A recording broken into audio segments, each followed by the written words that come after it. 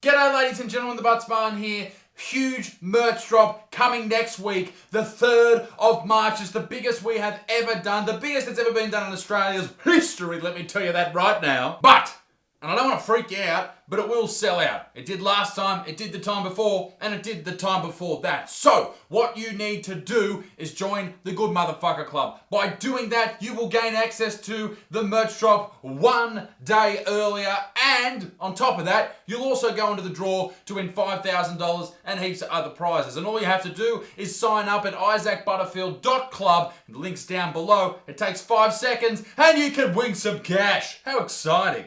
Okay, so this video is a bit of a weird one to transition from me plugging my merch to what I'm going to talk about, but a little disclaimer before we do. There is no doubt within my mind and everyone around me that racism exists, that it is evil, and that it is inherent across many different societies and cultures throughout the world. That is a horrible thing. It's disgusting. And now that I've said that, you're not allowed to say that I'm racist on Twitter anymore, alright? Stop it. This might blow your mind. Most people, although Twitter will have you believe completely the opposite, most people are not racist. That's my fucking disclaimer. That's my caveat. Breathe. When the death of George Floyd was witnessed by the world, the anger was palpable. What the public saw at the event itself and the viral video that came from it was a black man being murdered by a white man. It led to the Black Lives Matter protests that took over America last year, and most people could probably get behind that, you would think. Who wouldn't consider this an atrocity? Who wouldn't want this to be rectified immediately? The belief that we must take to the streets and argue against what we disagree with, what we see as an injustice, is something that we must be able to do and something that we should do. I don't think there's that many people that would disagree with that notion. But the problem is that that's not what happened with the Black Lives Matter movement and the protests and the riots that happened last year. A considerable number of these protests turned to looting, turned to property damage, and turned to violence, which in turn ended 25 people's lives. Yeah, so the Black Lives Matter movement, all those protests, 25 people dead, it's getting nominated for a Nobel Peace Prize. Fucking what? A Norwegian lawmaker has nominated Black Lives Matter, the global racial justice movement, for the 2021 Nobel Peace Prize. In his nomination letter, Peter Eddy, a socialist left member, well that's not a surprise to absolutely anyone, of Norwegian's parliament, wrote that he had nominated the Black Lives Matter for their struggle against racism and racially motivated violence. Yeah, and in theory, that's probably a good thing to nominate someone for the Nobel Peace Prize for. There should be people who are out there fighting racial injustice. I don't disagree with that. I just think that nominating a movement which in turn led to cities being burnt down probably isn't a great move. And probably they don't deserve it. And probably it's a little bit hilarious. Especially when you consider Martin Luther King Jr. Was nominated and won the Nobel Peace Prize in 1964 for combating racial inequality through non-violent resistance. And yet, all these years later, a violent resistance could be winning the Nobel Peace Prize. Now, there have been a lot of really interesting people who have won the Nobel Peace Prize over the last couple of decades. I mean, Trump got nominated for it, and most of that's pretty strange. But also, he did sort of work some shit out between North Korea and America. Didn't start a nuclear war. Good on you, Trump dog. Well done. But then there was Obama, and people were like, yeah, Obama, he deserves a Nobel Peace Prize. He won it in 2009, which is interesting because during his presidency, he ordered a total of 563 strikes, largely by drones, targeted Pakistan, Somalia, and Yemen during Obama's 2 terms. Between 384 and 807 civilians were killed in those countries during that time at the hands of Obama. The peaceful hands of Mr. Obama. But I want to take this story away from the Nobel Peace Prize and away from the Black Lives Matter movement. Because although when George Floyd was killed, it was a horrible thing and it shouldn't have happened, something far worse had happened at the hands of police around the same time, and yet no one gave a fuck. Died in front of our eyes. Parents hit out after autistic son's meltdown ends in tragedy.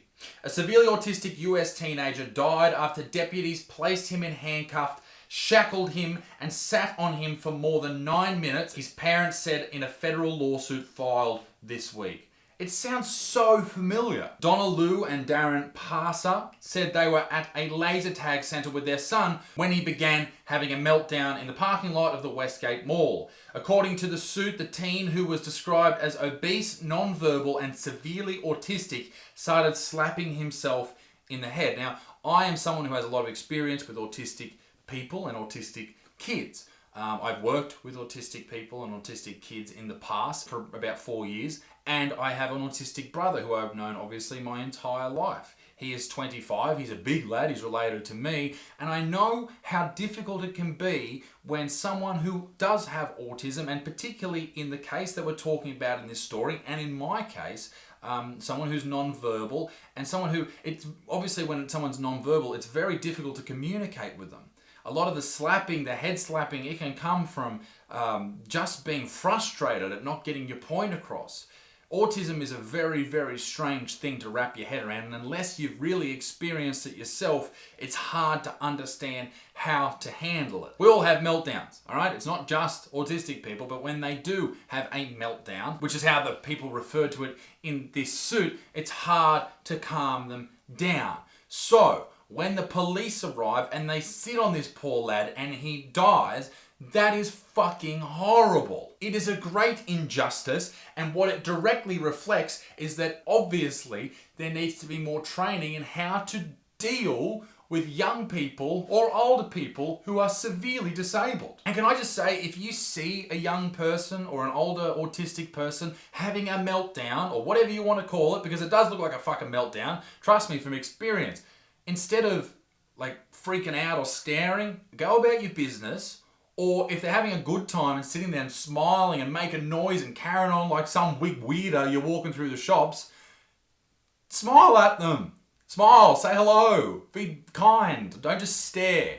Because I know what it can do to parents and things like that. It is tough to have all these people staring at your child, looking at them. Because you know as a parent that something's, not normal in this situation. So for fuck's sake, smile at people.